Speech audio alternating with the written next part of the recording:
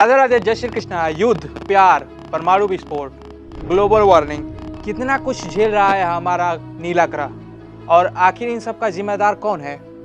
हम मनुष्य।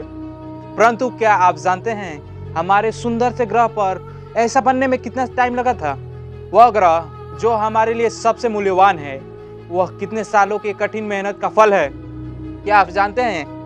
आइए आज हम चलेंगे समय में पीछे और शुरुआत से जानेंगे हमारे पृथ्वी के चट्टान के टुकड़े से लेकर एक जीवन से समृद्ध ग्रह बनने का सफर को। तो आइए हम समय में पीछे चलते हैं,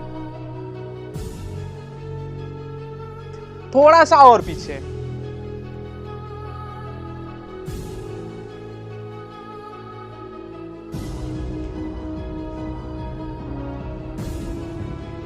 आज से करीब 4.6 अरब साल पहले हमारा सौरमंडल और एक नया जन्मा तारा, जिसके चारों ओर धूल और चट्टानें चक्कर काट रहे हैं। यहाँ हमारे पृथ्वी का नामो निशान तक नहीं है। हम समय में कुछ ज्यादा ही पीछे आ चुके हैं। अभी तक पृथ्वी के बनने की प्रक्रिया की शुरुआत ही नहीं हुई, लेकिन इसकी नींव तैयार हो चुकी है। यह चट्टान और धूल अब गुरुत्वाकर्षण की वजह से आपस में जुड़ रहे हैं। कई लाख सालों के बाद अब एक भीमकाय चट्टान के गोले में यह बदल चुका है, लेकिन इसे हम पृथ्वी का नहीं कह सकते ना, क्योंकि अब यह बहुत ज्यादा गर्म है। यह आज के वीनस यानी कि शुक्र ग्रह के समान है। आज से करीब 4.5 अरब साल पहले धरती की सतह पूरी तरह से खौलते लावा की तरह थी। आप गलती से ही नीचे पैर रखने की कोशिश मत कीजिएगा, वरना आपके पैर जल जाएंगे। इस वक्त धरती के जो तापमान है वो करीब 1200 डिग्री सेल्सियस है, यानी यह जगह फिलहाल नर्क से तो कम नहीं है। यहाँ ऑक्सीजन का नामो निशान तक नहीं है। धरती पर लगातार एस्टेरॉयड की बरसात हो रही है, जो सतह पर कई किलोमीटर लंबे खौलते लावा के नदियों का निर्माण कर रहे हैं। यह एस्टेरॉयड कहीं दूर के नहीं, बल्कि धरती के पड़ोसी है, जो लगातार उससे टकरा रहे हैं। ऊपर देखिए, यह है एक नया नवेला ग्रह थिया, जो तेजी से हमारी ओर यानी धरती की ओर बढ़ रहा है, करीब 15 किलोमीटर प्रति सेकंड की रफ्तार से।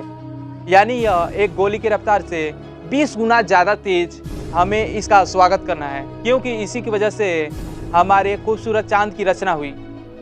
अब हमारी धरती चारों तरफ से अनगिनत चट्टानों से घिर चुकी है।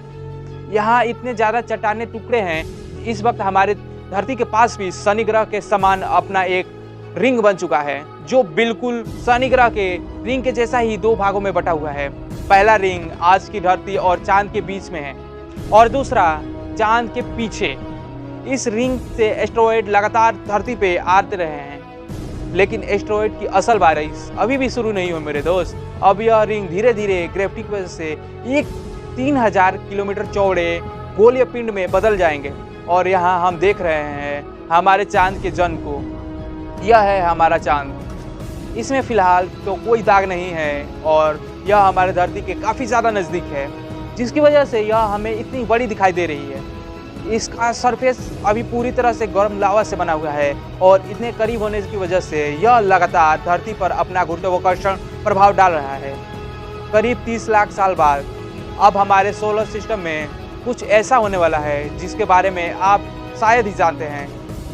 हमारे सौरमंडल के गैस जाइंट अपने ऑर्बिट्स में बदलाव कर रहे हैं, और इस बदलाव की वजह से सौरमंडल के एस्टेरॉयड और कॉमेट्स के बीच एक ग्रेविटेशनल मैच तैयार हो रहा है, जो उन एस्टेरॉयड और कॉमेट्स को सौरमंडल के आंतरिक भाग में ढकेल रहा है, सीधे सीधे मंगल, शुक्र, बुध और हमारी धरती की ओर। यही वह समय है जब हमारे चांद को बिना एस्टेरॉयड, मतलब कि इन एस्टेरॉयड की वजह से उनके जाने पहचाने दाग मिलने वाले थे हमारे चांद को। इस अवधि को कहा जाता है the late heavy bombardment. By the way, इस समय हमारा चांद भी बहुत बहुत गर्म है। यह आसमान में बड़े लैंटर की तरह चमकता है, और यह धरती के इतने ज़्यादा करीब था कि इसका गुरुत्वाकर्षण हमारे धरती को आज की तुलना में 25 गुना ज़्यादा प्रभावित कर रहा है। हमारी धरती पर भी एक दिन 24 घंटा का नहीं, अभी केवल 6 घंटों का हो रहा है, और इसके कारण धरती के लावा के नदियों में लहरें आज की समुद्री लहरों से 20 गुना ऊपर तक उठ रही है। लेकिन भला हो हमारे चांद का, जो धीरे धीरे समय के साथ साथ हमारे धरती से दूर चला जा रहा है।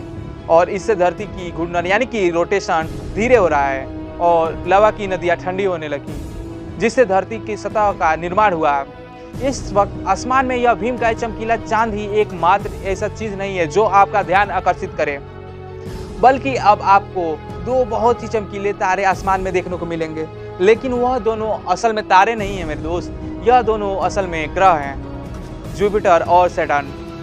सौरमंडल के आंतरिक ग्रह जैसे कि हमारी धरती, वीनस, मरकरी, मार्स, ये सब रॉक प्लेनेट है और यह ज़्यादा समय तक पिघले हुए लावा के रूप में नहीं रह सकते हैं। लेकिन वहीं जुपिटर और सैटर्न असल में गैस जाइंट है जो आसानी से लंबे समय तक अब कहीं पर भी रह सकते हैं। धरती के जन्म के समय काल में जुपिटर का टेम्परेचर 5000 डिग्री सेल्सियस और सैटर्न का 3000 डिग्री सेल्सियस था।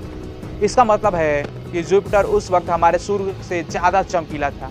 जैसा कि साइंटिस्ट कहते हैं कि तारे अपने जीवन साथ साथ और चमकीले होते जाते हैं, तो उस समय हमारा सूर्य आज से 30% कम चमकीला था, परंतु ज़्यादा टाइम के मतलब कि समय के अंतराल में यह ग्रह भी धीरे धीरे ठंडी होती गई। अब आइए चलते हैं हमारी धरती पे वापस। धरती के वायुमंडल में फिलहाल केवल एक ही गैस है, मीथेन। आप गलती से भी इसमें सांस लेने की कोशिश भी मत करना, क्योंकि वरना आपकी कुछ मिनटों में ही मौत हो सकती है। लेट हैवी बॉम्बार्डमेंट के दौरान धरती पर लगातार कॉमेट्स की बरसात हुई, जिन्होंने अपने साथ पानी का धरती पे प्रवेश कराया। इस पानी ने धरती पर समुद्रों का निर्माण किया। धरती अब चारों तरफ से समुद्रों से घिरी हुई थी, लेकिन यहाँ ना तो पैर रखने के लिए जमीन था और ना ही सांस लेने के लिए ऑक्सीजन।